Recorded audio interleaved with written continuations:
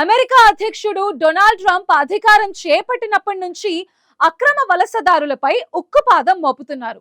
ముందు నా దేశం, ఆ తర్వాతే ఎవరైనా అనే నినాదంతో వేలాది మందిని వెనక్కి పంపిస్తున్నారు. అయితే ఈ బహిష్కరణల వెనక జరుగుతున్న ఖర్చు ఇప్పుడు అమెరికా రాజకీయాల్లో మంటలు పుట్టిస్తోంది. కేవలం 300 మంది వలసదారులను వారి దేశాలకు పంపించేందుకు ట్రంప్ యంత్రాంగం ఏకంగా $40 మిలియన్, అంటే మన కరెన్సీలో సుమారు 362 కోట్ల రూపాయలు ఖర్చు చేసినట్టు ఒక సంచలన నివేదిక బయటపెట్టింది. అంటే సగటున ఒక్కో వ్యక్తిని అమెరికా నుంచి పంపించడానికి ప్రభుత్వం ₹1 కోటి పైగా వెచ్చిస్తోంది.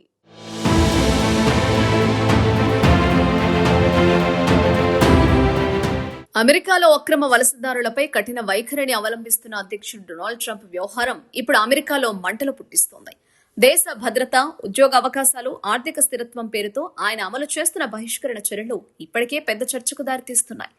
అయితే తాజాగా వెలుగులోకి వచ్చిన ఒక నివేదిక సంచలనంగా మారింది. దాదాపు 300 మంది వలసదారులను నేరుగా వారి స్వదేశాలకు కాకుండా మూడో దేశాలకు పంపించేందుకు అమెరికా ప్రభుత్వం సుమారు $40 మిలియన్, అంటే భారత కరెన్సీలో దాదాపు 362 కోట్ల వరకు ఖర్చు పెట్టిందని ఆ నివేదిక పేర్కొంది. సగటున ఒక్కో వ్యక్తి బహిష్కరణ కోసం దాదాపు ₹1 కోటి వరకు అమెరికా ప్రభుత్వం ఖర్చు చేసింది.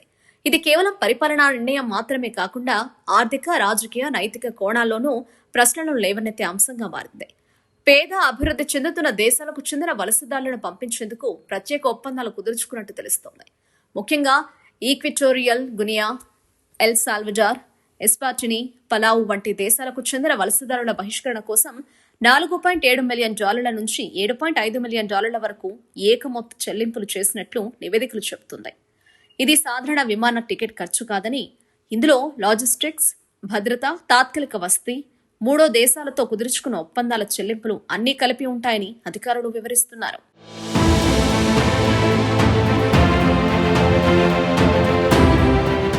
వలసదారులకు నేరుగా వారి స్వదేశాలకు పంపడం కంటే ముందుగా మూడో దేశాలకు తరలించి అక్కడి నుంచి వారి స్వదేశాలకు వెళ్లేలా ఏర్పాటు చేయడంతో ఖర్చు పెరిగింది.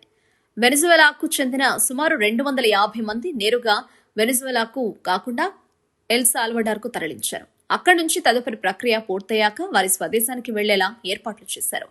కొన్ని దేశాలతో ప్రత్యక్ష రీపాట్రియేషన్ ఒప్పందాలు లేకపోవడం లేదా రాజకీయ ఉద్రిక్తతల కారణంగా నేరుగా పంపడం కష్టమవుతుందని, అందుకోసమే మూడో దేశానికి పంపించాల్సి వచ్చిందని, దీంతో ఖర్చు కూడా అధికంగా అయినట్టు అధికారులు చెబుతున్నారు. అయితే ఇది పారదర్శకత లేని, అధిక వ్యయంతో కూడిన విధానమని సెనెట్ విదేశీ వ్యవహారాల కమిటీలోని డెమోక్రటిక్ సభ్యులు రూపొందించిన నివేదికలో పేర్కొన్నారు. ప్రజల పన్ను డబ్బును భారీగా ఖర్చు చేస్తూ ఫలితం ఎంతవరకు సాధిస్తున్నామో స్పష్టత లేదని వారు విమర్శిస్తున్నారు. అమెరికాలో ఆరోగ్యం, విద్య, మౌలిక సదుపాయాల కోసం నిధులు అవసరమైన సమయంలో ఒక్క వ్యక్తి బహిష్కరణకు ₹1 కోటి వరకు ఖర్చు చేయడం సమంజసమా అని ప్రశ్నిస్తున్నారు. మరోవైపు ట్రంప్ యంత్రాంగం మాత్రం తమ చర్యలను సమర్థించుకుంటోంది. దేశ భద్రత తమకు అత్యంత ప్రాధాన్యత అని, నేరాలకు పాల్పడినా లేదా గ్యాంగ్ కార్యకలాపాల్లో పాల్గొన్న వ్యక్తులను దేశంలో ఉంచలేమని స్పష్టం చేస్తోంది. ముఠా సభ్యులను గుర్తించి అరెస్టు చేసి తిరిగి పంపిస్తున్నామని, అమెరికా ప్రజల భద్రతే తమ మొదటి బాధ్యత అని విదేశాంగ మంత్రి మార్కో రూబియో పేర్కొన్నారు.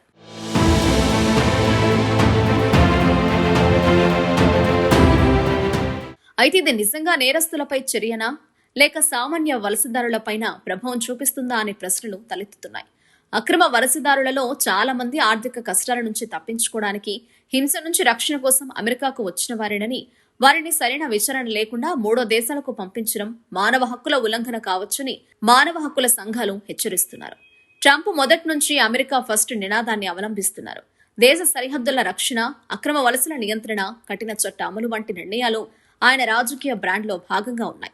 అయితే ఈ విధానాల అమలు ఖర్చు ఎంత, దీని దీర్ఘకాల ప్రభావం ఏమిటి అనే అంశాలు ఇప్పుడు ప్రధాన చర్చగా మారాయి. ఒకవైపు భద్రతా వాదన, మరోవైపు మానవతా దృక్పథం, ఈ రెండింటి మధ్య సమతుల్యం ఎలా సాధించాలి అన్నది అమెరికా రాజకీయాల్లో కీలక ప్రశ్నగా నిలిచింది. భారీ ఖర్చుతో చేపడుతున్న ఈ బహిష్కరణ చర్యలు వాస్తవంగా అక్రమ వలసలను తగ్గిస్తాయా లేక తాత్కాలిక రాజకీయ సందేశానికి పరిమితమవుతాయా అన్నది కాలమే నిర్ణయించాలి.